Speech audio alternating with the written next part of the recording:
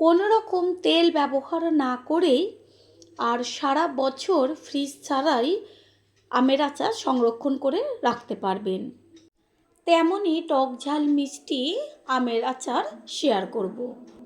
নমস্কার বন্ধুরা, শ্বশুর বৌমা রান্নাঘর অ্যান্ড ব্লগ চ্যানেলে সকলকে স্বাগত। তাহলে কিভাবে আচারটি তৈরি করব সেটাই দেখে নেওয়া যাক। প্রথমেই এইখানে আমি দুটো বড় সাইজের কাঁচা আম নিয়েছি।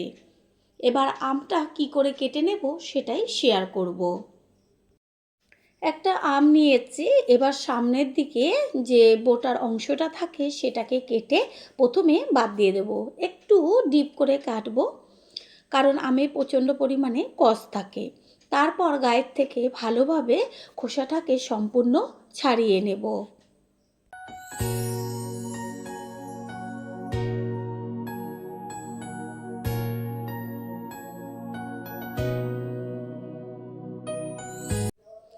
আমের গায়ের থেকে সম্পূর্ণ খোসাটা ছাড়ানো হয়ে গেছে। এবার গোটা অবস্থায় আমটাকে জলে ভিজিয়ে রাখবো। আরও যে একটা আম আছে সেটাকে কেটে নেব একইভাবে। জলে যে আমটা ভিজিয়ে রেখেছিলাম সেটাকে এবার একটা টিস্যু পেপার দিয়ে ভালো করে গাটা মুছে নেব, যেন কোনো রকম আমের গায়ে জল না থাকে। টিস্যু পেপার না থাকলে হাতের কাছে পরিষ্কার কাপড় থাকলে সেটাকে দিয়ে ভালো করে আমের গাটা মুছে নেবেন, যেন আমের গায়ে কোনো রকম জল না থাকে। দেখাই যাচ্ছে ভালোভাবে আমটা মুছে নিয়েছি। আমটাকে ধরে যে মুখের দিকের অংশটা থেকে গোল গোল করে বেশ চাকচাক করে কেটে নেব। আর যখন কাটবেন তখন একটু বেশ মোটা মোটাভাবে কাটবেন, না হলে আমটা গলে যাবে। এখনও যেহেতু সেইভাবে আমের আটি শক্ত হয়নি, সেই কারণে একটু মোটা মোটা করে কেটে নিলে আচার তৈরি করার সময় আম গলে যাবে না। আর ভেতরে যে বীজটা রয়েছে সেটাকে আঙুল দিয়ে উল্টো দিক থেকে ঠেলা দিলে পরেই বীজটা বেরিয়ে আসবে। এইভাবেই দুটো আমকে বেশ মোটা মোটা করে চাকচাক করে কেটে নিয়ে ফিরে আসছে।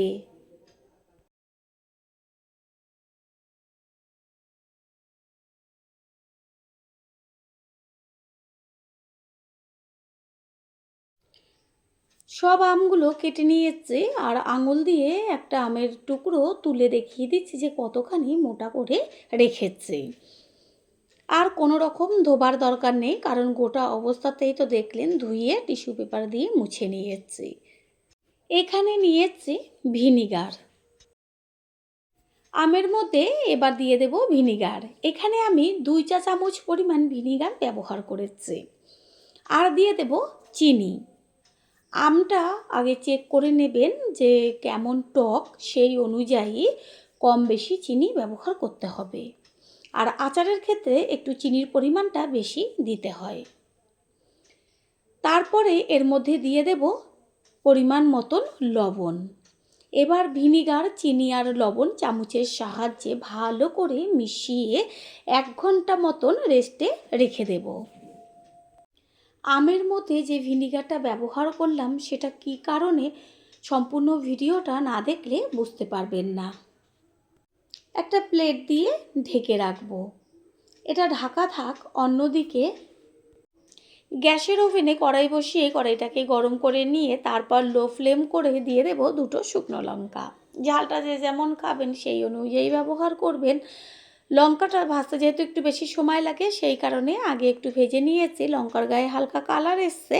এই পর্যায়ে এর মধ্যে দিয়ে দেব 1 চা চামচ পরিমাণ 5 ফোড়ন, ছোটো চামচের 1 চা চামচ পরিমাণ গোটা ধনে, ছোটো চামচের 1 চা চামচ পরিমাণ সাদা জিরে, ছোটো চামচের 1 চা চামচ পরিমাণ মৌরি। 5 ফোড়নের মধ্যে যেহেতু সব মশলা সমানভাবে থাকে না, সেই কারণে এক্সট্রা করে একটু দিয়ে দেওয়া হলো। গ্যাসের ফ্লেম তো লোতেই আছে। ভালো করে মশলাটাকে ভেজে নেব। আর মশলাটা যেন পুড়ে না যায় সেদিকে একটু খেয়াল রাখবেন। মশলা ভাজা হয়ে গেছে, সুন্দর একটা গন্ধ বেরোচ্ছে। এবার এটাকে নামিয়ে প্লেটে রেখে ঠান্ডা করে গুঁড়ো করে নেব। 1 ঘন্টা পর ফিরে এসেছি। প্লেটটা সরিয়ে দেখিয়ে দিচ্ছি যে আমের মধ্যে চিনিটা মাখিয়ে রেখেছিলাম সেটা গলে গেছে। এবার গ্যাসের ওভেনে কড়াইটা বসিয়ে গ্যাসের ফ্লেম হাই করে দিয়ে আস্তে করে মেখে নেওয়া আমটাকে ঢেলে দেব। আর যে বোলের মধ্যে সামান্য চিনি লাগা রয়েছে সেটাকে একটু জল মিশিয়ে তারপরে ঢেলে দেব। গ্যাসের ফ্লেম তো হাইতেই আছে, ভালো করে একটু নেড়ে চেড়ে দেব। এইভাবে 2 থেকে 3 মিনিট ফুটিয়ে নেব। টকবক করে বেশ শিরাটা ফুটতে শুরু করেছে। এবার ঢাকনাটা চাপা দিয়ে দেব একটু ফ্লেম মিডিয়ামে রেখে।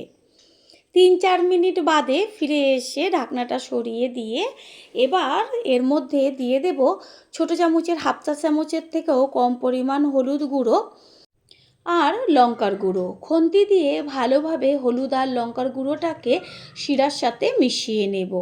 তারপর আবারও ঢাকনাটা চাপা দিয়ে দেব এটা হবার জন্য। আর যত শিরাটা জাল হবে আমের ভেতর মিষ্টিটা যাবে, আর হচ্ছে একটা কথা, শিরাটা পুরো ঘন হয়ে যাবে। 4-5 মিনিট বাদে কড়াইয়ের ঢাকনাটা সরিয়ে দিয়ে দেখিয়ে দিচ্ছি যে কত সুন্দর কালার এসছে, আর আমগুলো বেশ ফুলে ফুলে উঠেছে, কালারটা চেঞ্জ হয়ে গেছে। ঠিক এইভাবে একটু সময় নিয়ে ঢাকনা চাপা দিয়ে দিয়ে আচারটাকে তৈরি করতে হবে।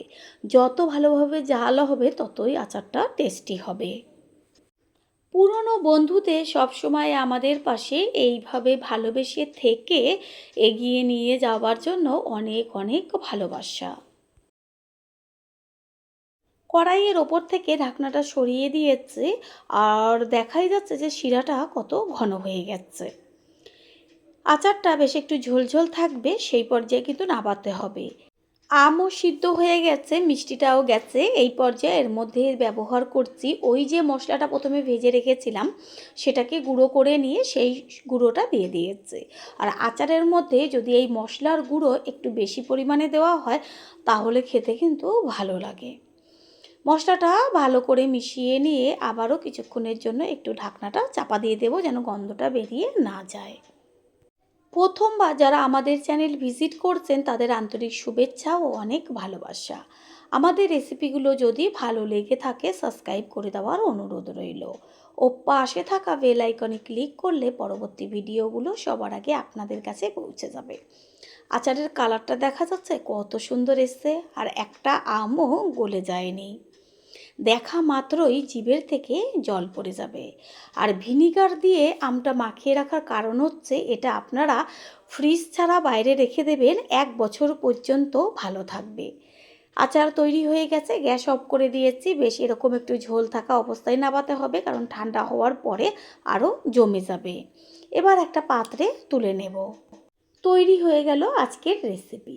আশা করি রেসিপিটি ভালো লাগলো, আর যদি ভালো লেগে থাকে একটা লাইক, কমেন্ট, পারলে একটা শেয়ার করে অবশ্যই জানাবেন। আপনাদের দেওয়া একটা লাইক ও লাইকের পাশে থাকা হাইপ আর একটা শেয়ার আমাদের কাছে অনেক অনেক গুরুত্বপূর্ণ। All friend, thanks for watching my video. আপনারা সকলে ভালো থাকবেন, সুস্থ থাকবেন। আবারও দেখা হবে অন্য কোনো রেসিপির এপিসোডে।